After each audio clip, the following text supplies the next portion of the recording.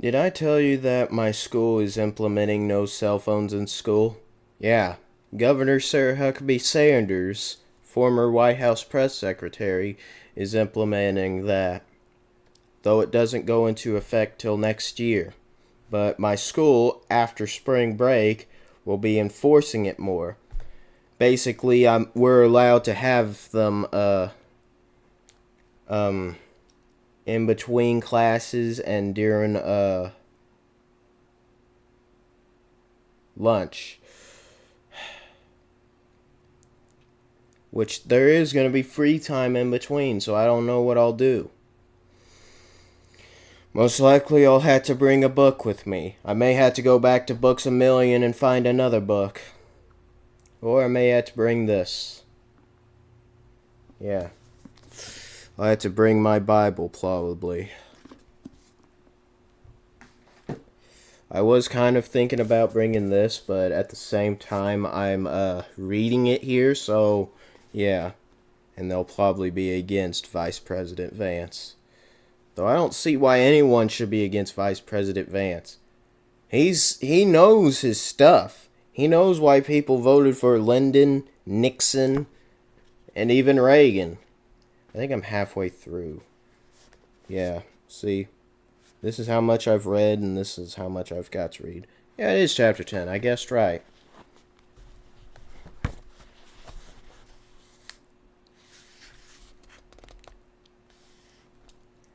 Sorry, I got this stuff on my lips.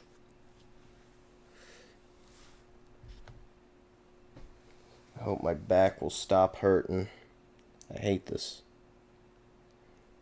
You can see the highwaymen behind me, and the possum right here. Wow, that was perfect. Alright. Sorry for the 2-minute wait. Chapter 10. Hold up. Let me just see how long this chapter is.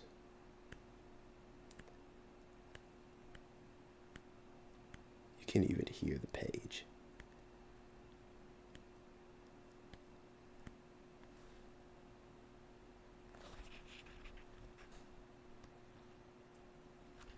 Uh, 177. That's over 20 pages. This is 153, I believe. Chapter 10. During my last year of high school, I tried for the varsity golf team. I tried out for the varsity golf team. I'm hearing myself. For about a year, I'd taken golf lessons with an old golf pro. The summer before senior year, I got a job at a local golf course so I could practice for free. Mamaw never showed any interest in sports, but she encouraged me to learn golf because that's where rich people do business.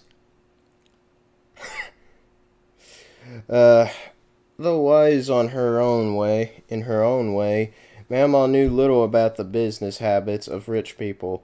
I told her as much. Shut up, you fucker. And she told me, everybody knows rich people love to golf. Oh, gosh. When I practiced my swing in the house, I didn't use a ball. So, the only damage I did was to the floor. She demanded that I stop ruining her carpet. But, Mama, I protested sarcastically, if you don't let me practice, I'll never get to do any business on the golf course. I might as well drop out of high school and get a job bagging groceries. You smart ass. If I wasn't crippled, I'd get up right now and smack your head and ass together. That's what she said in the car in the movie.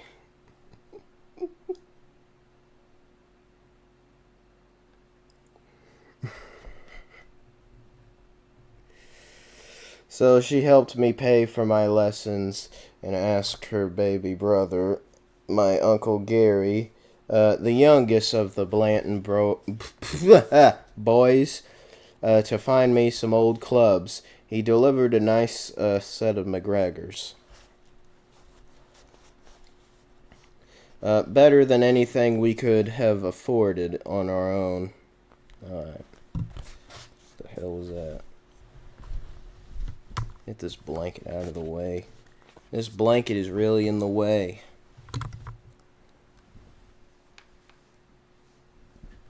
It's keeping the book higher up.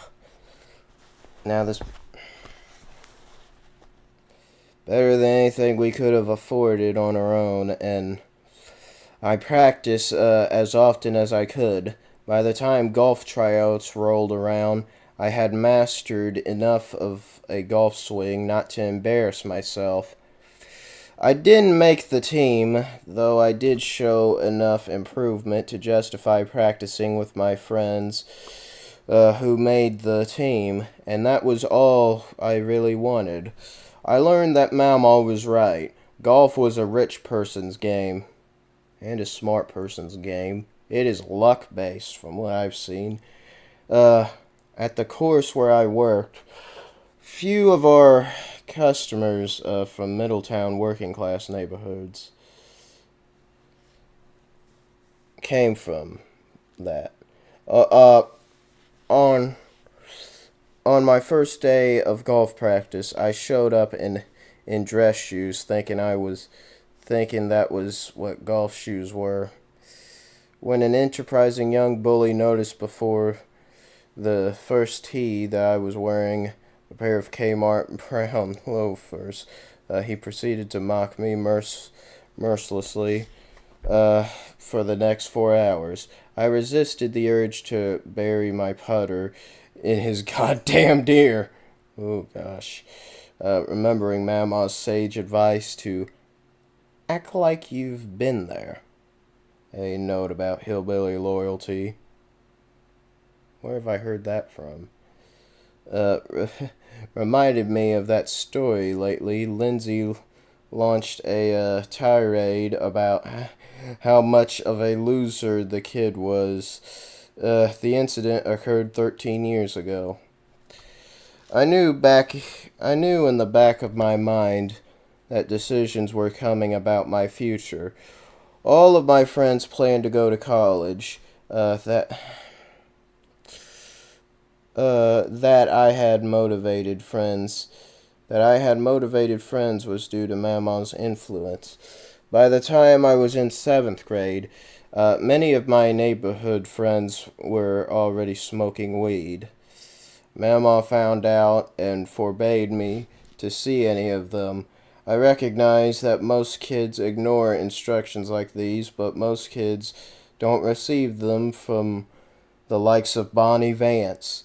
She promised that if she saw me in the presence of any person on the banned list, she would run him over with her car. Trust me, no one would ever find out. As in, she'd run him over as well, she whispered menacingly. Yeah, he also said that at the RNC. With my friends headed for college, I figured I'd do the same. I scored well enough on the SAT to overcome my earlier bad grades, and I knew that the only 2 schools I had any interest in attending, Ohio State and Miami University, Ohio, I believe, would both accept me. A few months before I graduated, I had, admittedly with little thought, settled on Ohio State. Congratulations at the national championship. A large package arrived in the mail, filled with financial aid information from the university. There was talk of Pell Grants, subsidized loans, unsubsidized loans, scholarships, and something called work study. It was all so exciting. If only Mama and I could figure out what it meant. We puzzled over the forms for hours and before concluding that I could purchase a decent home in Middletown with the debt I'd incur to go to college. We hadn't actually started started the forms yet. That would require another Herculean effort on another day. Excitement turned to apprehension. But I reminded myself that college was an investment in my future. It's the only damned thing worth spending money on right now. Mama said, Mama said, she was right. But as I worried less about the financial aid forms, I began to worry for another reason. I wasn't ready. Not all investments are good investments. All of that debt, and for what? To get drunk all the time and earn terrible grades. Doing well in college required grit, and I had far too little of it. Yeah, you're not Johnny Cash. John Wayne! Not Johnny Cash here. I'm not talking about this man in black. My high school record left much to be desired. Dozens of absences and tardy arrivals. No school activities to speak of. I was undoubtedly on an upward trajectory. But even toward the end of high school, C's in easy classes revealed a kid unprepared for the rigors of advanced, education. Almost threw up. In Mama's house, I was healing. Yet as we combed through those financial aid papers, I couldn't shake the feeling that I had a long way to go. Everything about the unstructured college experience terrified me, from feeding myself healthy food to paying my own bills. I'd never done any of those things, but I knew that I wanted more out of life. I knew that I wanted to excel in college, get a good job, and give my family the things I'd never had. I just wasn't ready to start that journey. That's when my cousin Rachel, a Marine Corps veteran, advised that I consider the Corps. They'll whip your ass into shape. Rachel was Uncle Jimmy's oldest daughter, and thus the dean of our generation of grandchildren. All of us, even Lindsay, looked up to Rachel, so her advice carried enormous weight. The 9/11 attacks had occurred only a year earlier. During my junior year of high school, like any self-respecting hillbilly, I considered heading to the Middle East to kill terrorists.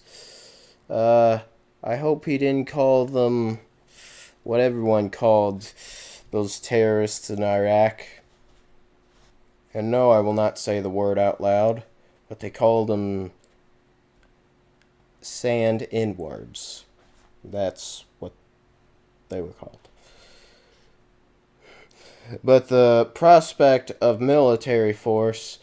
service, the screaming drill instructors, the constant exercise, the separation from my family, frightened me, until Rachel told me to talk to a recruiter, implicitly arguing that she thought I could handle it. Joining the Marines seemed as plausible as flying to Mars. Now, just weeks before I owed a tuition deposit to Ohio State, I could think of nothing but the Marine Corps. So one Saturday in late March, I walked into the military recruiter's office and asked about the Marine Corps. He didn't try to sell me on anything, but he told me I'd make very little money and I might even go to war, which he did.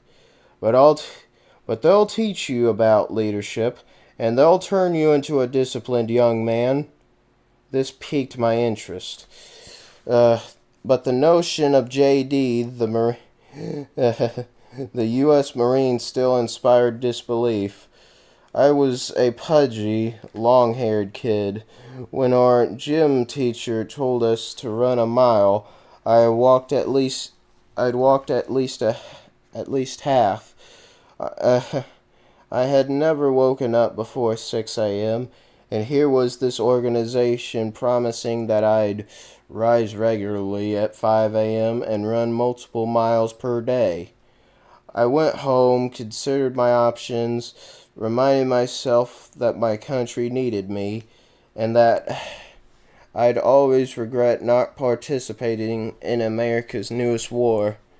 I thought that I thought about the GI Bill and how it would help me trade in debt indebtedness for financial freedom. I knew that most of all I had no other choice. There was college or nothing, or the Marines, and I didn't like either of the first two options. 4 years in the Marines, I told myself, would help me become the person I wanted to be, but I didn't want to leave home. Lindsay had just had her second kid, an adorable little girl, and I was expecting a third, and my nephew was still a toddler. Lori's kids were still babies too. The more I thought about it, the less I wanted to do it. And I knew that if I waited too long, I'd talk myself out of enlisting. So 2 weeks later, as the Iraq crisis turned into the Iraq War, I signed my name on a dotted line and promised the Marine Corps the first 4 years of my adult life. At first, my family scoffed. The Marines, weren't for me, and people let me know it. Eventually, knowing I wouldn't change my mind, everyone came around, and a few even seemed excited. Everyone, that is, save Mama. She tried every manner of persuasion. You're a fucking idiot. They'll chew you up and spit you out. Who's going to take care of me? You're too stupid for the Marines. You're too smart for the Marines. With everything that's going on in the world, you'll get your head blown off. Don't you want to be around for Lindsay's kids? I'm worried, and I don't want you to go. Though she came to accept the decision, she never liked it. Shortly before I left for boot camp, the recruiter visited to speak with my fragile grandmother. She met him outside, stood up as straight as she could, and glowered at him. Set one foot on my fucking porch and I'll blow it off. She advised. I thought she might be serious. He later told me. So they had their talk while he stood in the front yard. Oh boy. My greatest fear when I left for boot camp wasn't that I'd be killed in Iraq, or that I'd fail to make the cut. I hardly worried about those things. But when Mom, Lindsay, and Aunt Wee drove me to the bus that would take me to the airport and on to boot camp from there, I imagined my life 4 years later, and I saw a world with my grandmother in it. Something inside me knew that she wouldn't survive my time in the Marines. I'd never come home again, at least not permanently. Home was Middletown with Mama in it. And by the time I finished with the Marines, Mama would be gone. Marine Corps boot camp lasts 13 weeks, each with a new training focus. The night I arrived in Paris Island, South Carolina, the angry drill instructor greeted my group as we disembarked from the plane. He ordered us onto a bus. After a short trip, another drill instructor offered us off the bus and onto the famed yellow footprints. Over the next 6 hours, I was poked and prodded by a medical by medical personnel, assigned equipment and uniforms, and lost all of my hair. Yeah, they shave it all off. We were allowed one phone call, so I naturally called Mama and read off of the card they gave me. I have arrived safely at Paris Island, and I will send my address soon. Goodbye. Wait, you little shithead, are you okay? Sorry, Mama, I can't talk, but yes, I'm okay. I'll write as soon as I can. The drill instructor, overhearing my 2 extra lines of conversation, asked sarcastically whether I made enough time for her to tell you a fucking story. Sorry, this is what it reads. That was my first day. There were no phone calls on boot camp. I was allowed only one, to call Lindsay when her half-brother died. I realized through letters how much my family loved me. While most other recruiters, that's what they called us.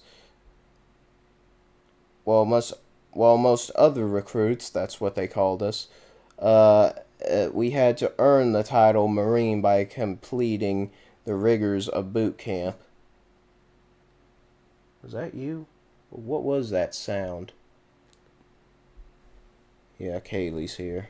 You see her? Ain't she cute? Alright. Where was I? The rigors of boot camp. It was somewhere. Received a letter every day or two. I sometimes received a half-dozen each night. Mama wrote every day, sometimes several times, offering a few sentence streams of consciousness and others. Most of all, Mama wanted to know how my days were going and reassure me. Recruiters told families that what most of us needed were words of encouragement, and Mama delivered that in spades. As I struggled with streaming drill instructors and physical fitness routines that pushed my out-of-shape body to the limits, I read every day that Mama was proud of me, that she loved me, and that she knew I wouldn't give up. Thanks to either my wisdom or inherited hoarder tendencies, I managed to keep nearly every one of the letters I received from my family.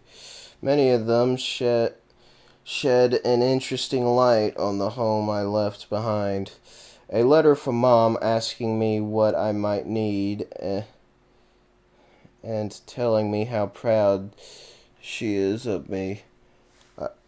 I was babysitting Lindsay's kids.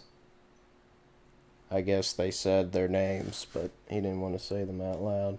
She reports. They played with slugs outside. As in Lindsay's kids, it was in brackets.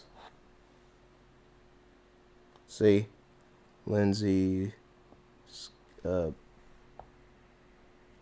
kids. It's not wanting to focus on it. See, kids. They played with slugs outside. They squeezed one and killed it. But I threw it away and told them they didn't. Because Cam got upset.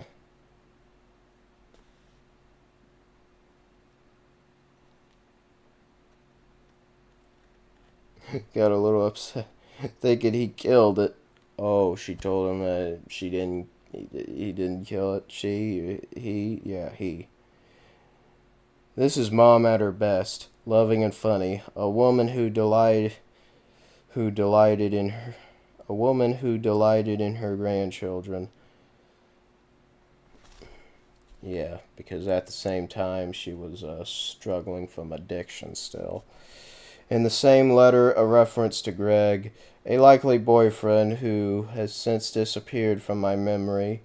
In and an insight into our sense of normalcy. Mandy's husband Terry, she starts, referencing a friend of hers, was arrested on a probation violation and sent to prison, so they are all doing okay. I'm sorry, I'm losing track of what's going on now. Where's this Mandy nonsense? And oh, I guess that's what that boyfriend said. Boyfriend of Bev's, his mother. Lindsay also wrote often, sending multiple letters in the same envelope, on each on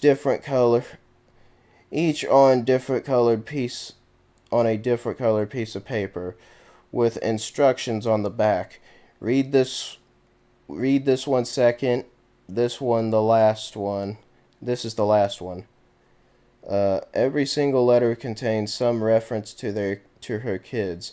I learned of my oldest niece's successful potty training, my nephew's soccer matches, and my younger niece's early smiles and first efforts to teach for things.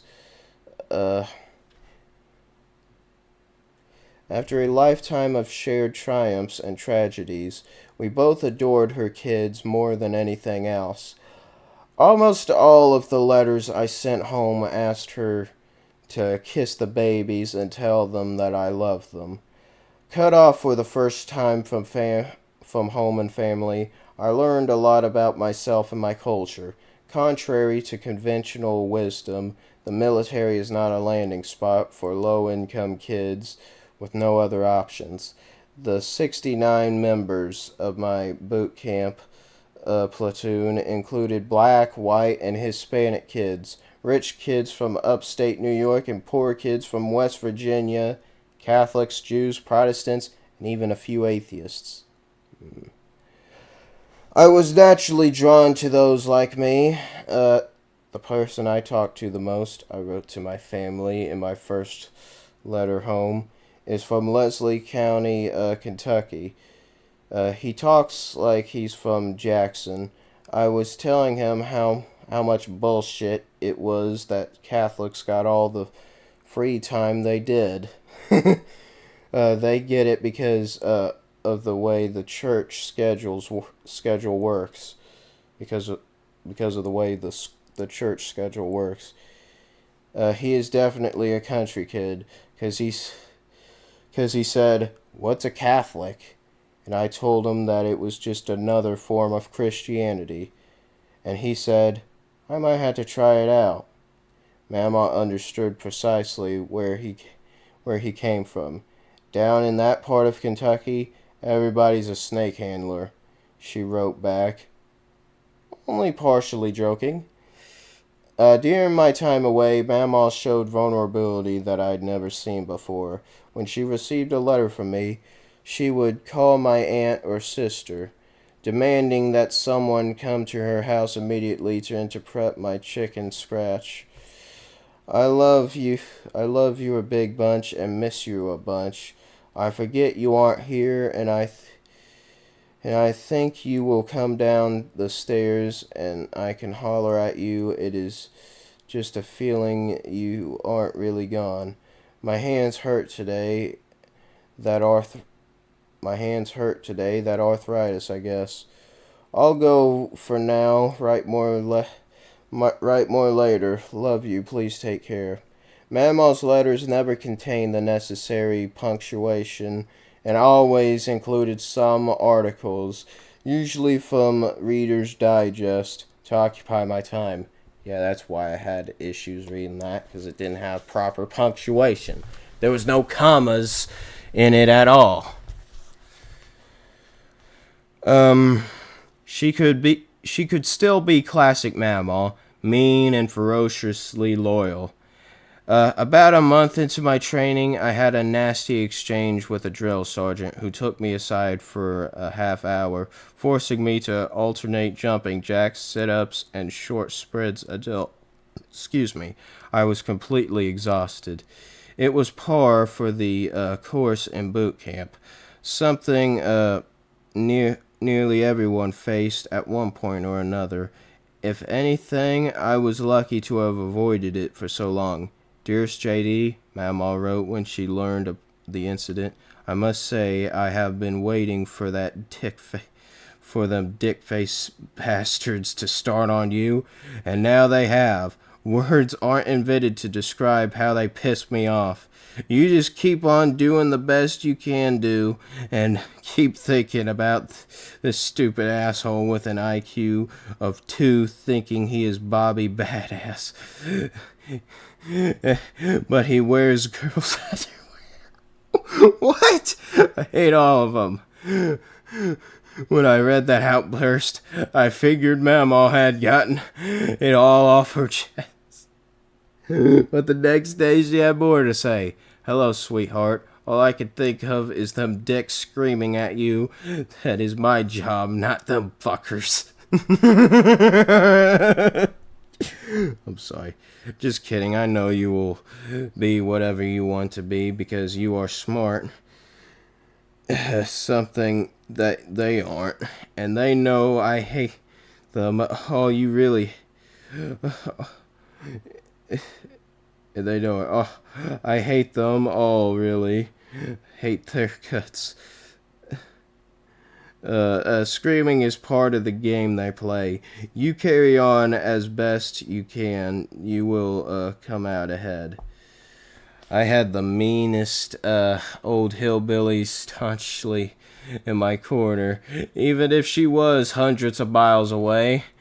In boot camp, mealtime is a marvel of efficiency. You walk through the cafeteria line holding your tray for the service staff. You walk through a cafeteria line holding your tray for the service staff. They drop all of the day's offerings on your plate, both because you're afraid to speak up about your least favorite items and because you're so hungry that you'd gladly eat a dead horse. You sit down without looking at your plate. That would be unprofessional. And moving your head, that would also be unprofessional. You shovel food into your mouth until you're told to stop. The entire process takes no longer than 8 minutes. And if you're not quite full by the end, you certainly suffer from indigestion, which feels about the same. The only discretionary part of the exercise is dessert, set aside on small plates at the end of its assembly line. During the first meal of boot camp, I grabbed the offered piece of cake and marched to my seat. If nothing else tastes good, I thought, this cake shall certainly be the exception. I'm reading it like that because it's in a different font. Then my drill instructor, a skinny white man with a Tennessee twang, stepped in front of me. He looked up and down his small, intense eyes and offered a query. You really need that cake? Don't you, fat ass? I prepared to answer, but the question was apparently rhetorical, as he smacked the cake out of my hands and moved on to his next victim. I never grabbed the cake again.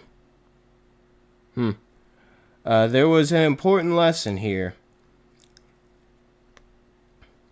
But not one about food or self-control or nutrition.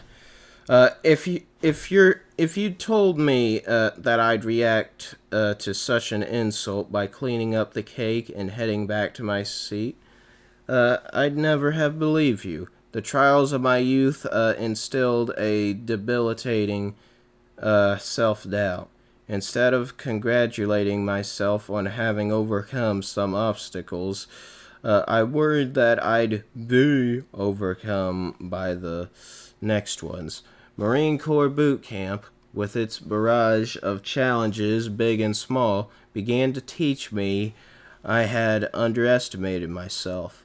Marine Corps boot camp is set up as a life-defining challenge. From the day you arrive, no one calls you by your first name. You're not allowed to say I because you're taught to mistrust your own individuality. Every question begins with this recruit. This recruit needs to be the head of the bathroom. This recruit needs to visit the corpse man, the doctor. I think I said that right. I'll make sure I said that right using Google Translate.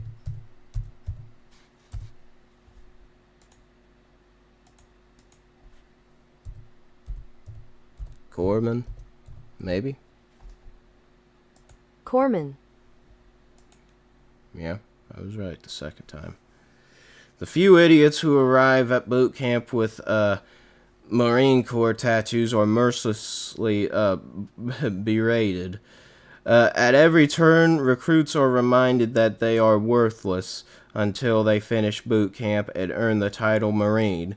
Our platoon started with 83. By the time we finished, 69 remained. Those who dropped out, mostly for medical reasons, served to reinforce the worthiness of the challenge. Every time the drill instructor screamed at me, I stood proudly. Every time I thought I'd fall behind during a run and kept up. Every time I learned to do something I thought impossible, like climb the rope, I came a little closer to believing in myself. Psychologists call it learned helplessness.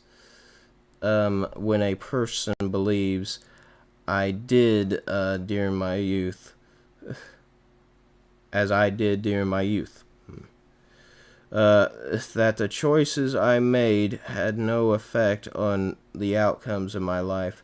From Middletown's world of small expectations to the constant chaos of our home, life had taught me that I had no control. Mama and Papa had saved me from succumbing entirely to that notion, and that the Marine Corps broke new ground. If I had learned helplessness at home, the Marines were teaching learned willfulness.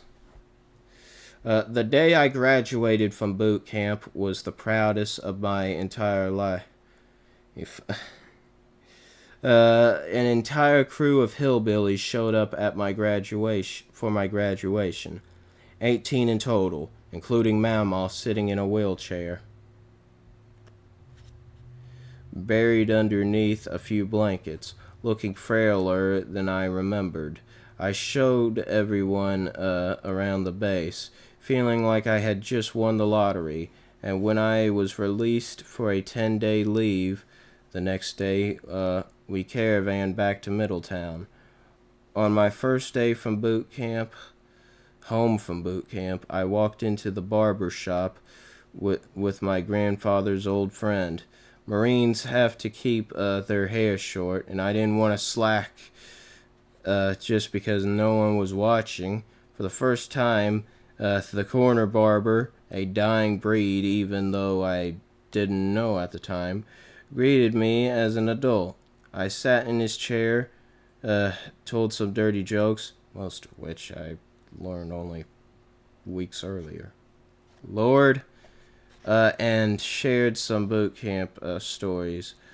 When he was about my age, he was drafted into the army to fight in Korea. We traded some barbs about the army and told the Marines. After the haircut, he refused to take my money and told me to stay safe. He'd cut my hair before, and I walked by this shop nearly every day for 18 years. Yet it was the first time he'd ever shaken my hand and treated me as an equal.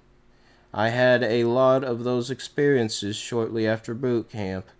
In those first days as a Marine, all spent in Middletown,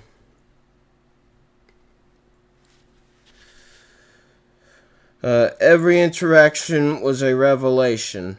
I'd shed 45 pounds. So many of the people I knew barely recognized me. My friend Nate, who would later serve as one of my groomsmen, did a double take when I extended my hand at a local mall. Perhaps I carried myself a little differently. My old hometown seemed to think so. The new perspective went both ways. Many of the foods that I ate once now violated the fitness standards of a Marine. Um, in Mama's house, everything was fried chicken, pickles, tomatoes, that bologna sandwich with toasted crumbled potato chips as topping no longer appeared healthy. Blueberry cobbler, once considered as healthy as any dish built around fruit, blackberries, and grains flour, lost its luster. I began asking questions I'd never asked before. Is there any added sugar? Is there added sugar? Does this meat have a lot of saturated fat? How much salt? It was just food, but I was already realizing that I'd never look at Middletown the same way again. In a few short months, the Marine Corps had already changed my perspective. I soon left home for a permanent assignment in the Marine Corps, and life at home continued on a pace. I tried to return as often as I could, and with long weekends and generous Marine Corps leave, I usually saw my family every few months. The kids looked a bit bigger every time I saw them, and Mom moved in with Mamaw not long after I left for boot camp, though she didn't plan to stay. Mamaw's health seemed to improve. She was walking better, even putting on a bit of weight. Lindsay and Aunt Wee, as well as their families, were healthy and happy. My greatest fear before I left was that some tragedy would befall my family while I was away, and I'd be unable to help. Luckily, that wasn't happening. On January 2005, hang on, I'll be right back. I need some water.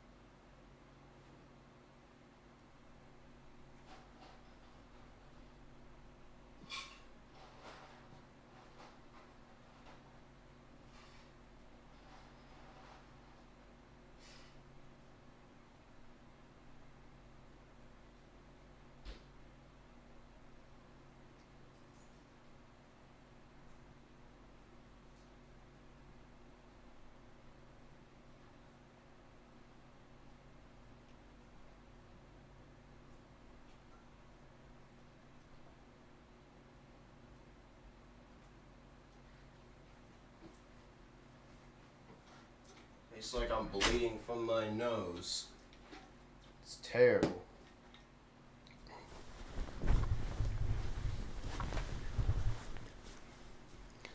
It's what it tastes like to me. It's like I'm tasting blood. Probably bleeding from the back of my nose, and I used my Sinex, or Equate Sinex, as it actually is.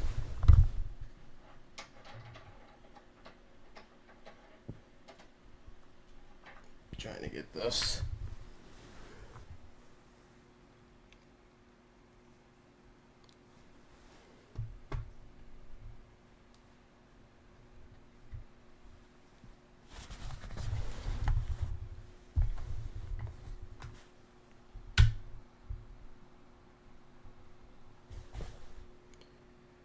let me reset.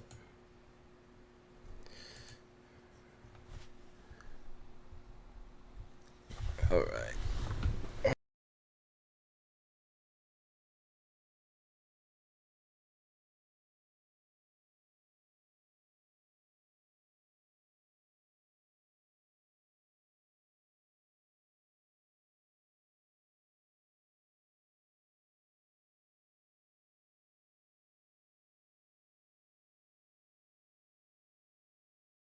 Can you hear me? Okay. I think it hears me now. Yeah. I forgot what I was saying. Ah, God, don't scare me. I got my volume too high. I'm wanting to hear myself.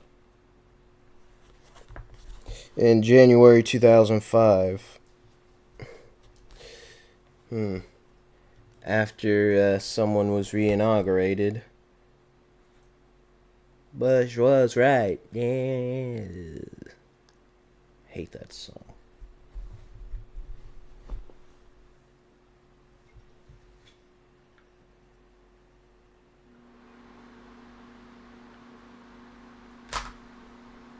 Sorry, I'm gonna have to turn on my fans. I'm burning up in here. Let me move this.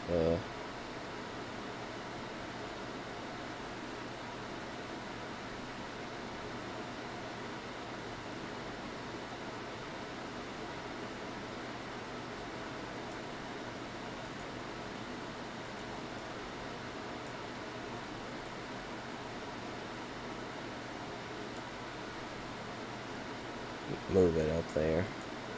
Surely it won't be too many people here. Yeah, I'm pretty sure y'all want to see girl. Y'all want to see my girl there.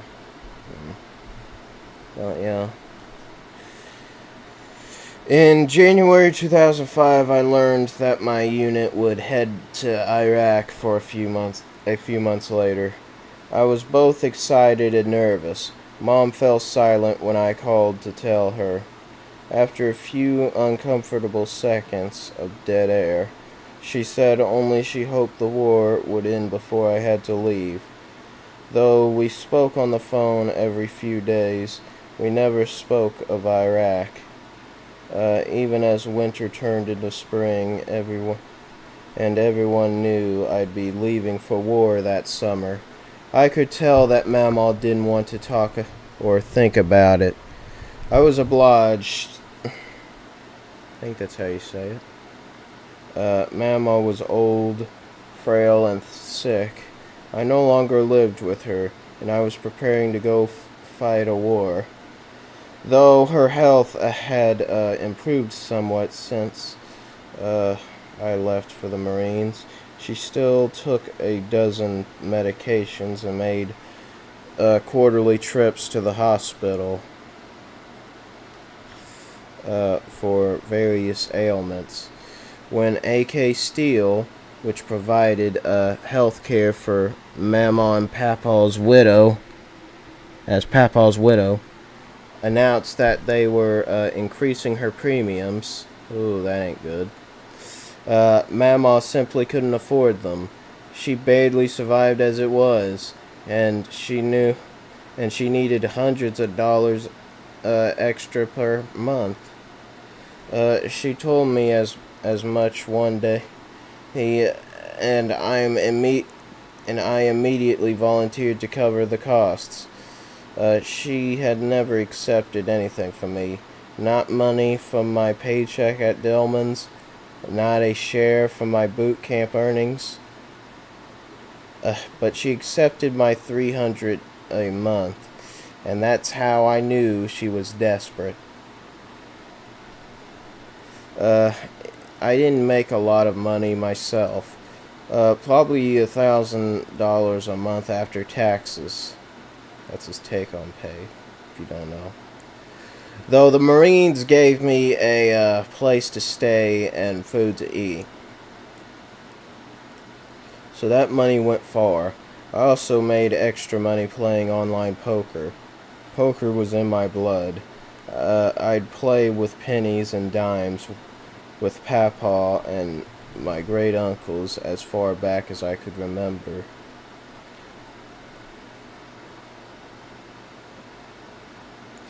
And the online poker craze at the time basically made it basically free money. At the time, made it basically free money. I played 10 hours a week on small stakes tables, earning $400 a month. I had planned to save that money, but instead I gave it to Mamaw for her health insurance. Mamaw naturally worried that I had picked up a gambling habit. I hope not. Your vice president, 47.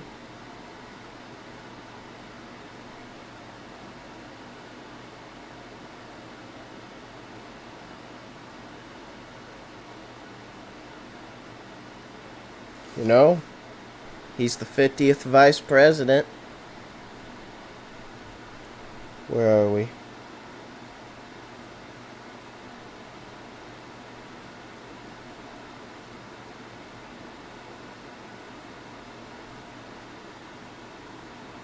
And was playing cards in some mountain trailer with a bunch of card sharking hillbillies. But I assured her that it was online and legitimate. Well, you know I don't understand the fucking internet. Just don't turn to booze and women. Ugh. Well, that's always what happens to dipshits who get caught up in gambling. Please, I should have said this when I started reading this book. Don't repeat any of the language that I'm saying. Just like how I don't want to repeat any of this.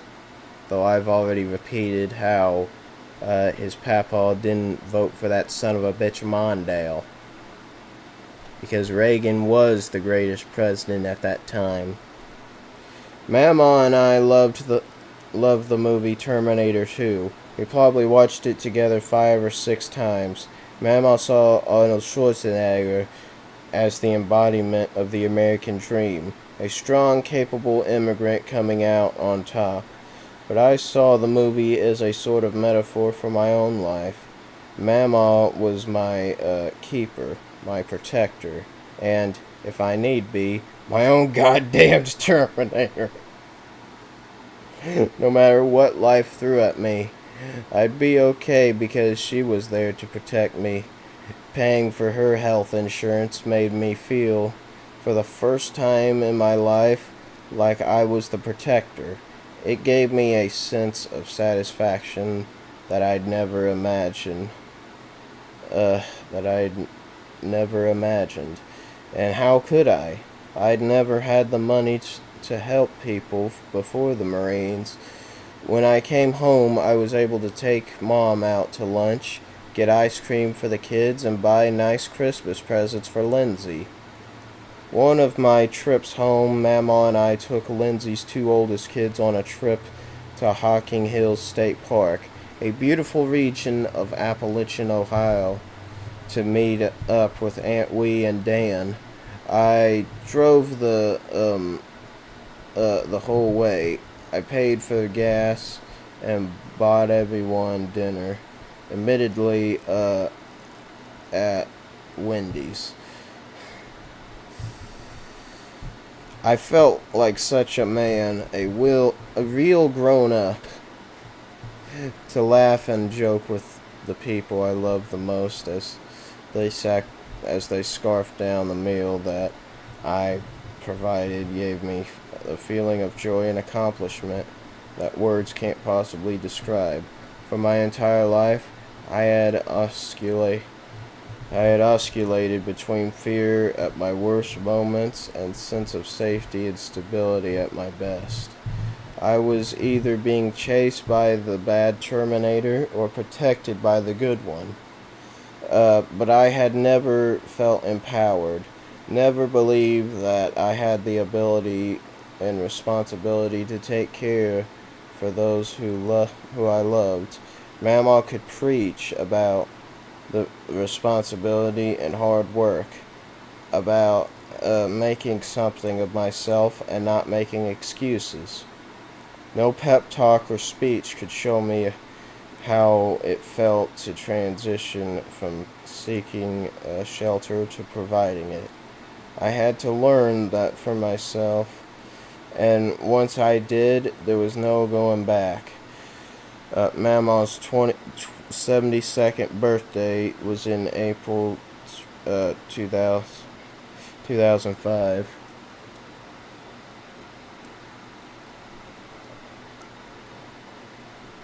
She'd be 91 now. Just a couple of weeks before then, I stood in the waiting room of a Walmart supercenter as car technicians changed my oil. I called Mama on the cell phone that I paid for myself, and she told me about babysitting Lindsay's kids that day. Megan is so damned cute, she told me. I told her to shit in the pot, and for 3 hours, so she just kept on saying shit on the pot, shit on the pot, shit on the pot over and over again. I told her she had to stop or I'd get in trouble. But she never did. I laughed, told Mama that I loved her, and let her know that her monthly $300 check was on the way. JD, thank you for helping me. I'm very proud of you, and I love you. I'm trying to get closer to God because I feel like I'm falling out of His grace currently, which is not good for me. Like, I'm starting to listen to gospel songs I haven't listened to in a while. I'm trying to stay close to Him. 2 days later, I awoke on Sunday morning to a call from my sister, who said that Mama's lung had collapsed, that she was lying in the hospital in a coma, and that I should come home as quickly as possible. 2 hours later, I was on the road. I packed my dress blue uniform, just in case I needed it for a funeral. On the way, a West Virginia police officer pulled me over for going 94 miles per hour, an hour on I-77. He asked why I was in such a hurry, and when I explained, he told me that the highway was clear of speed traps for the next 70 miles, after which I'd cross into Ohio, and that I should go as fast as I wanted to until then. I took my warning ticket, thanked him profusely, and drove 102 until I crossed the state line. Damn, JD. I made the 13-hour trip just in under 11 hours. Is 2 less hours really worth it? When I arrived at Middletown Regional Hospital at 11 in the evening, my entire family was gathered around Mama's bed. She was unresponsive, and though her lung had been reinflated, the infection that had caused it to collapse had no signs of responding to treatment. Until that happened, the doctor told us that it would be torture to wake her, if she could be awakened at all. We waited a few days for signs that the infection was surrendering to the medication, but the signs showed the opposite. Her white blood cell count continued to rise, and some of her organs showed evidence of severe stress. Her doctor explained that she had no realistic chance of living without a ventilator and feeding tube, and we all conferred and decided that if after a day Mama's white blood cell count increased further, we would pull the plug. Legally, it was Aunt Wee's sole decision, and I'll never forget when she tearfully asked whether I thought she was making a mistake.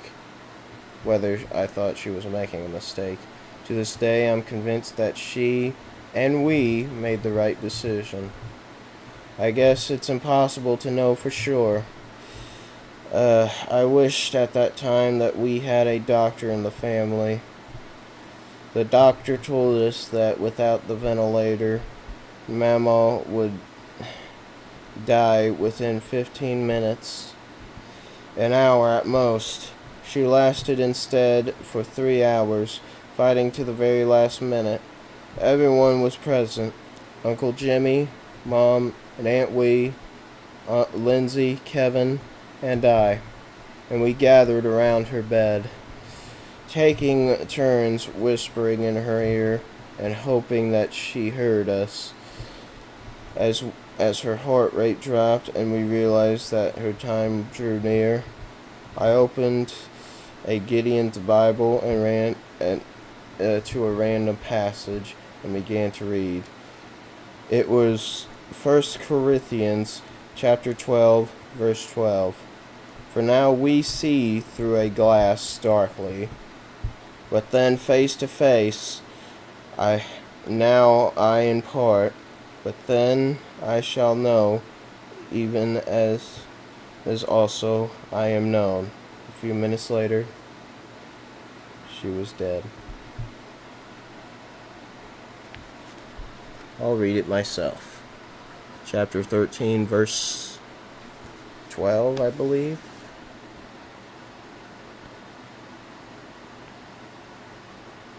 Where are the Corinthians? That's Chronicles. That's still Chronicles. Ezra. Nehemiah. That's probably not how it's said. Job. What's Job? Alright, I don't know where Corinthians is. I'm gonna have to find it in here.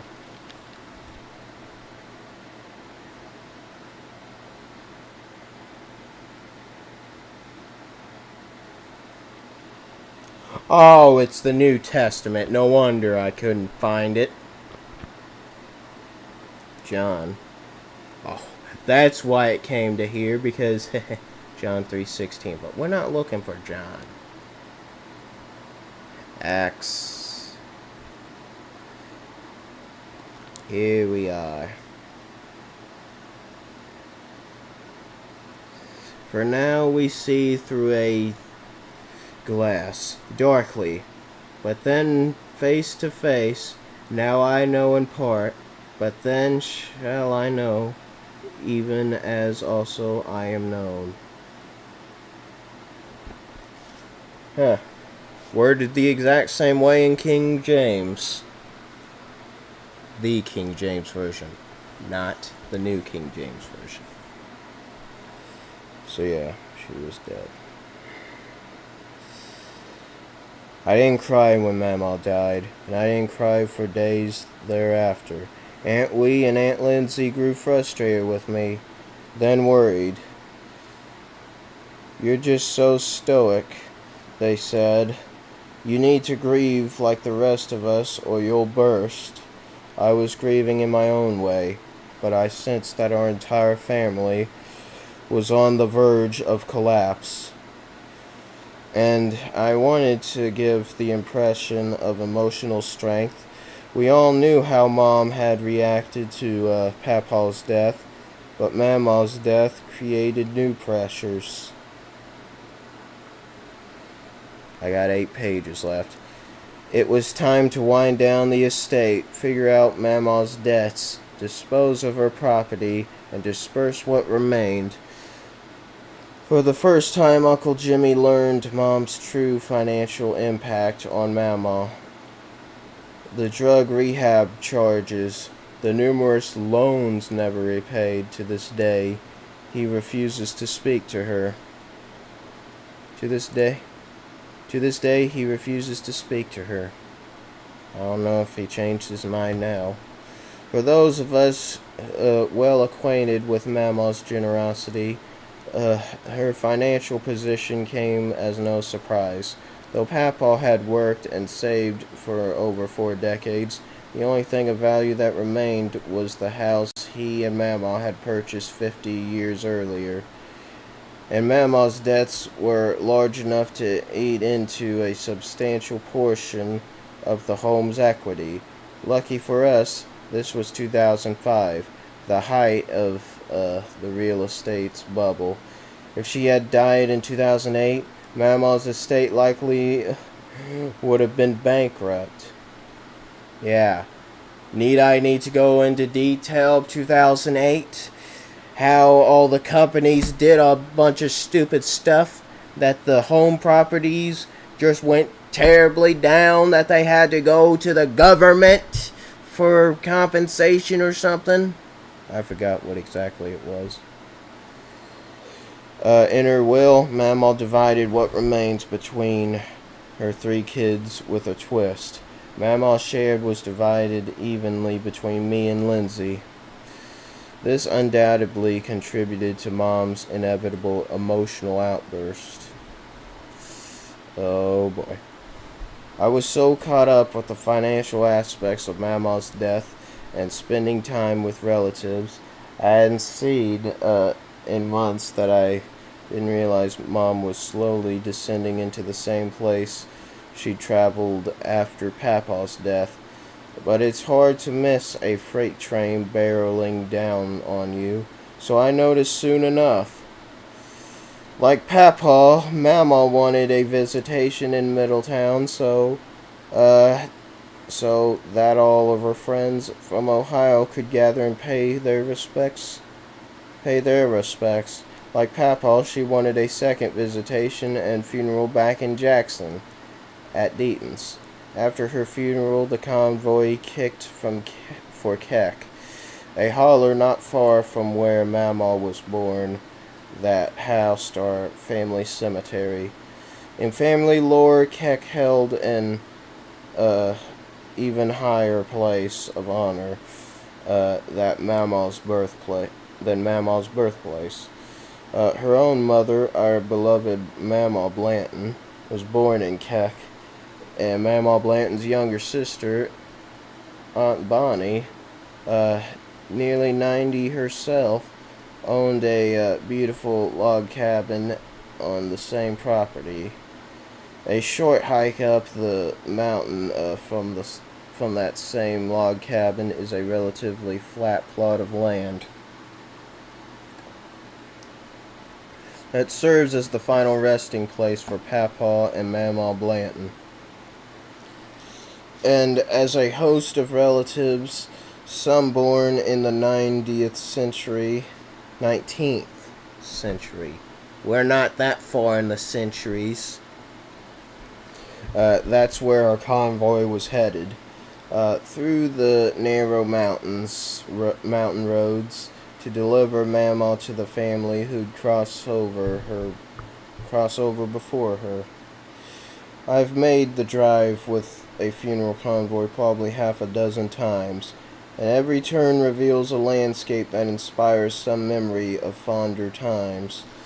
It's impossible to sit in the car for the 20-minute trip and not trade stories about the departed, all of which start out, "Do you remember that time?" But after Mama's funeral, we didn't recall a series of fond memories about Mama and Papa and Uncle Red and T-Berry. At the time, Uncle David drove off the side of the mountain, rolled 100 yards down the hill, and walked away without a scratch. Lindsay and I instead listened to Mom tell us that we were too sad and that we loved Mama too much, and that Mom had the greater right to grief because, in her words, she was my mom, not yours. I have never felt angrier at anyone for anything. For years, I had made excuses for Mom. I had tried to help manage her drug problem. I read those stupid books about addiction and accompanied her to Narcotics Anonymous meetings. It says NA. but you know. I had endured, never complaining, a parade of father figures, all of whom left me feeling empty and mistrustful of men. I had agreed to ride in that car with her on the day she threatened to kill me, and then I had stood before a judge and lied to him to keep her out of jail. I had moved in with her and Matt, and then her and Ken, because I wanted her to go get better and thought that if I played along, there was a chance she would. For years, Lindsay called me the forgiving child, the one who found the best in Mom, the one who made excuses, the one who believed, the one. I opened my mouth to spew pure vitriol in Mom's direction, but Lindsay spoke first. No, Mom, she was our mom too. That said it all, so I continued to sit in silence. Wow, he was starting to say a lot there. No, I'm not gonna say that. No, I was. Nah, I am. It sounded like he slammed his own mother. Jeez. Oh, at least he didn't completely fall. That would have been a disaster. Gosh, I hit the corner. That hurt my hand. The day after the funeral, I drove back to North Carolina to rejoin my Marine Corps unit. On the way back on a narrow mountain road in Virginia, I hit a wet patch of road coming around a turn, and the car began spinning out of control. I was moving fast, and my twisting car showed no signs of slowing as it hurled towards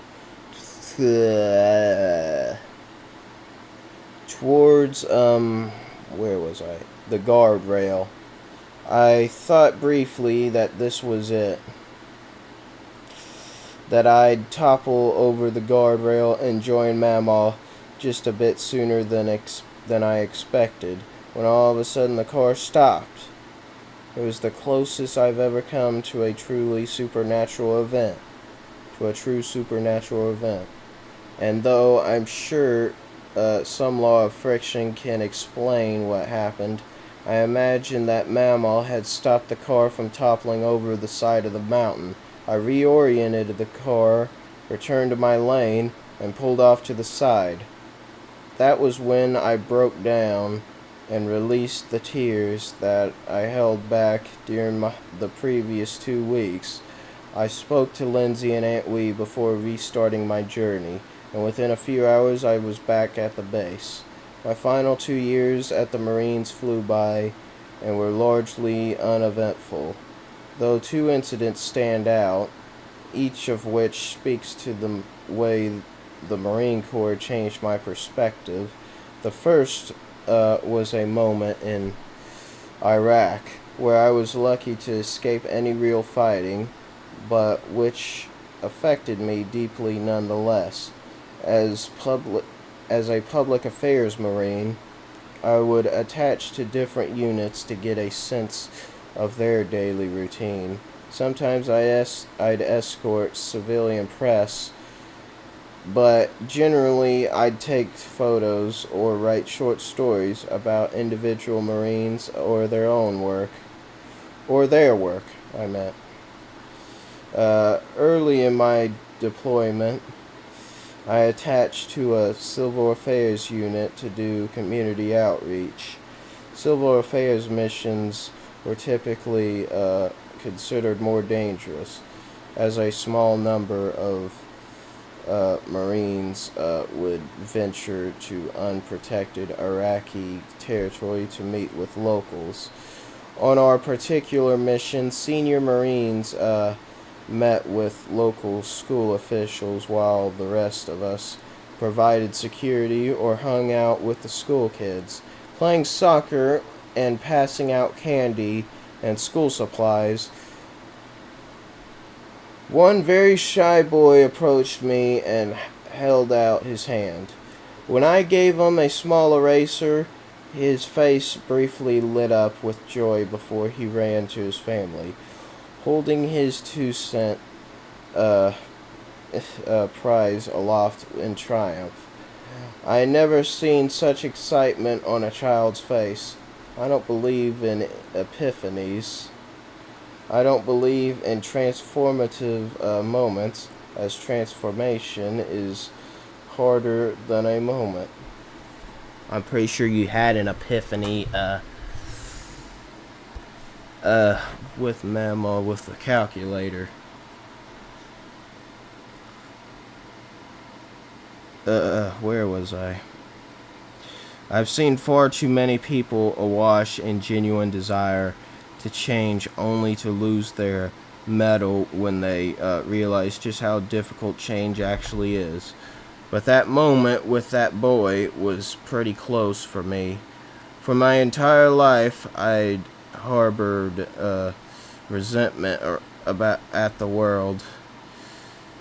I was mad at my mother and father, that I rode the bus to school while other kids caught rides with friends, mad that my clothes didn't come from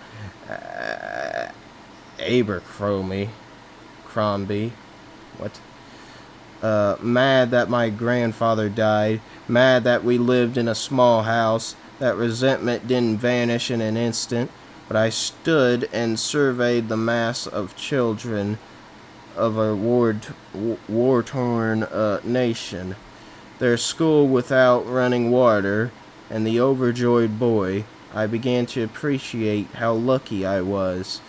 Born in the greatest country on earth, every modern convenience at my fingertips, supported by 2 loving hillbillies, and part of a family that, for all its quirks, loved me unconditionally. At that moment, I resolved to be the type of man who would smile when someone gave him an eraser. I haven't quite made it there, but without that day in Iraq, I wouldn't be trying. Sorry, I can't get comfortable. The other life-altering component about my Marine Corps experience was constant. From the first day was that scary drill instructor and a piece of cake, until the last, when I grabbed my discharge papers and sped home. The Marine Corps taught me how to live like an adult. The Marine Corps assumes maximum ignorance from its enlisted folks. It assumes that no one taught you anything about physical fitness, personal hygiene, or personal finances. I took mandatory classes about balancing a checkbook, saving, and investing. When I came home from boot camp with my $1,500 earnings deposited in a mediocre regional bank, a senior enlisted Marine drove me to a Navy Federal, a respected credit union, and had me open an account. When I caught strep throat and tried to tough it out, my commanding officer noticed and ordered me to the doctor. We used to complain constantly about the biggest perceived difference between our jobs and civilian jobs. In the civilian world, your boss wasn't able to control your life after you left work. In Marines, my boss didn't just make sure I did a good job. He made sure I kept my room clean, kept my hair cut, and ironed my uniforms. He sent an older Marine to supervise as I showed up for my first car, so I'd end up with a practical car, like a Toyota or a Honda, not the BMW I wanted. When I nearly agreed to finance that purchase directly through the car dealership with a 21% interest rate loan, the chaperone blew a gasket and ordered me to call Navy Fed and get a second quote. It was less than half the interest. I had no idea that the people did these things. Compare banks? I thought they were all the same. Shop around for a loan. I felt so lucky to even get a loan that I was ready to pull the trigger immediately. The Marine Corps demanded that I think strategically about these decisions, and then it taught me how to do so.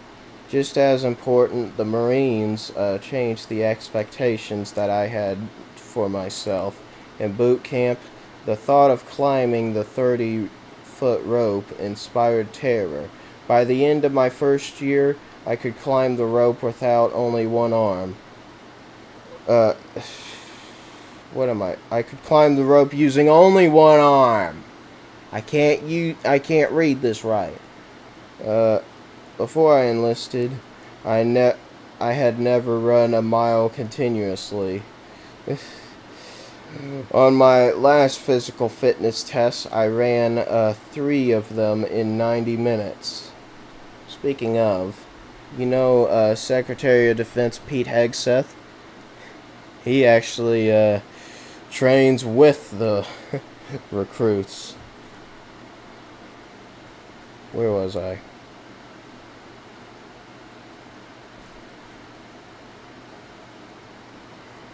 On my last physical fitness test, I ran 3 of them in 19 minutes. It was in the Marine Corps where I first ordered grown men to do a job and watched them listen. Where I learned that leadership depended far more on earning the respect of your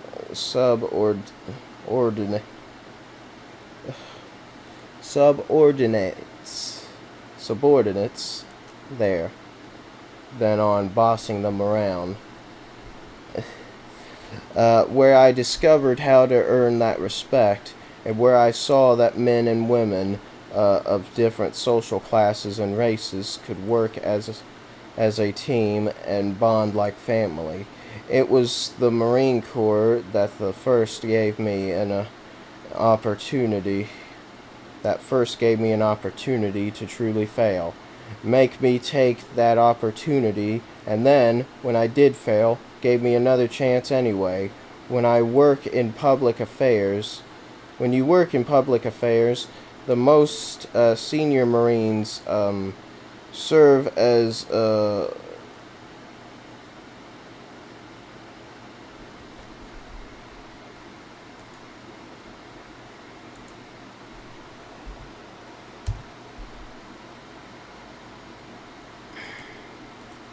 I really need to get to bed, really. I'm getting tired. Where's the word?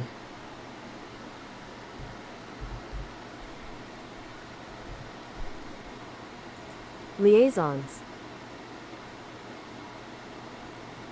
Never heard of that in my life.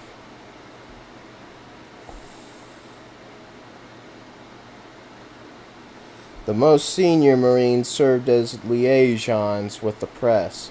The press is the holy grail of Marine Corps public affairs. The biggest audience and highest stakes. Our media officer at Cherry Point was a captain who, for reasons I never understood, quickly fell out of favor with the base's senior brass.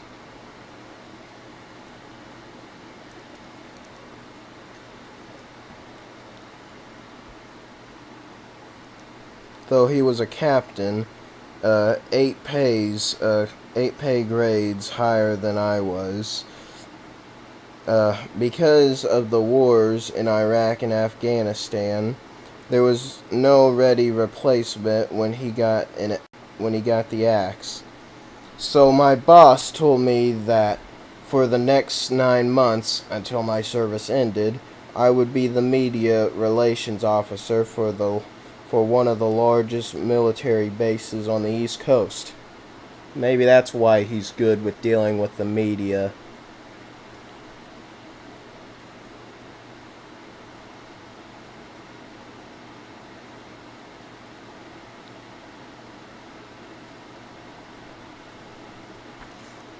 By then, I'd grown accustomed to the sometimes random nature of Marine Corps assignments. Uh, this was something else entirely. As a friend joked, I had a face for radio.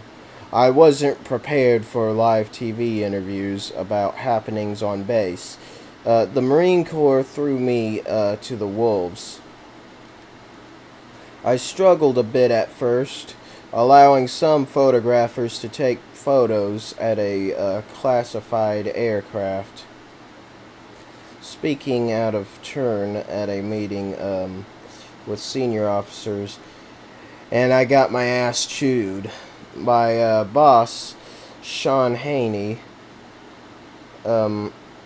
explained I needed to do who I needed to do to correct what I needed to do to correct myself. We discussed how to build relationships with the press, how to stay on message, and how to manage my time.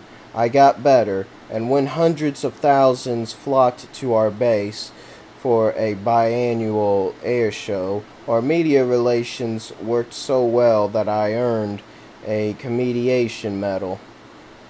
He's not afraid of today's media, which is not good. He wasn't afraid of CBS, ABC, CNN. I'm not even sure if he went on MSDNC. The experience taught me a valuable lesson, that I could do it. I could work 24-hour days when I had to. I could speak clearly and confidently with TV cameras shoved in my face. I could stand in a room with majors, colonels, and generals and hold my own. I could do a captain's job even when I feared I couldn't. For my grandma's efforts, for all of her, you could do anything, but don't be like those fuckers who think the deck is stacked against them. Diatribes.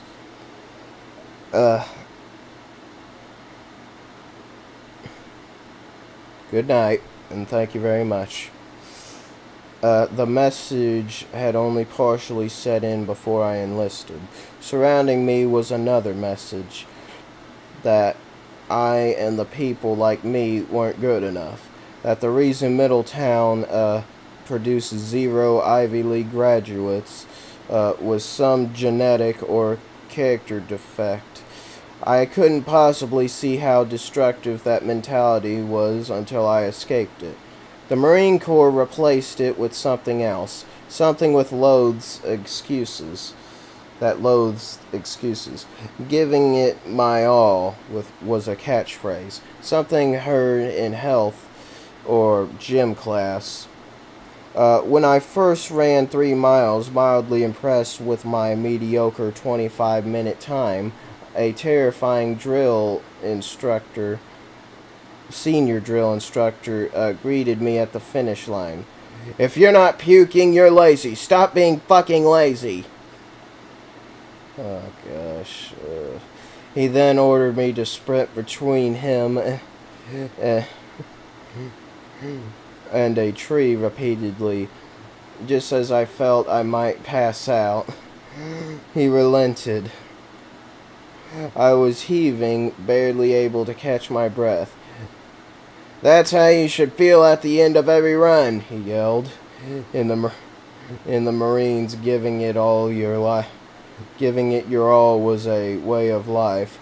I'm not saying ability doesn't matter. It certainly helps. But there's something powerful about realizing that that you've undersold yourself. That somehow your mind confused lack of effort for inability. This is why, whenever people ask me what I'd most like to change about the white working class, I say that feeling that our choices don't matter. The Marine Corps excised that feeling like a surgeon does a tumor. A few days after my 23rd birthday, I hopped into the first major purchase I'd ever made. An old Honda Civic. grabbed my discharge papers, and drove one last time from Cherry Point, North Carolina to Middletown, Ohio. During my 4 years in the Marines, I had seen, in Haiti, a level of poverty I never knew existed. I witnessed the fiery aftermath of an airplane crash into a residential neighborhood. I watched Mama die and then gone to war a few months later. I had befriended a former crack dealer who turned out to be the hardest working Marine I knew. When I joined the Marine Corps, I did so in part because I wasn't ready for adulthood. I didn't know how to balance a checkbook, for much less to complete the financial aid forms for college. Now I knew exactly what I wanted out of my life and how to get there. And in 3 weeks, I'd start classes at Ohio State. And that's chapter 10. Took me an hour and a half. But after so long, I finally got through it. So, thank y'all so much for watching this video. If you, for some odd reason, liked this, which I hope you did, please consider hitting the like button. Subscribe if you hadn't already. And I just found Middletown, Ohio. Ain't that a nice looking place? Way bigger than I thought it would be. Really. And I will see y'all next time. God bless.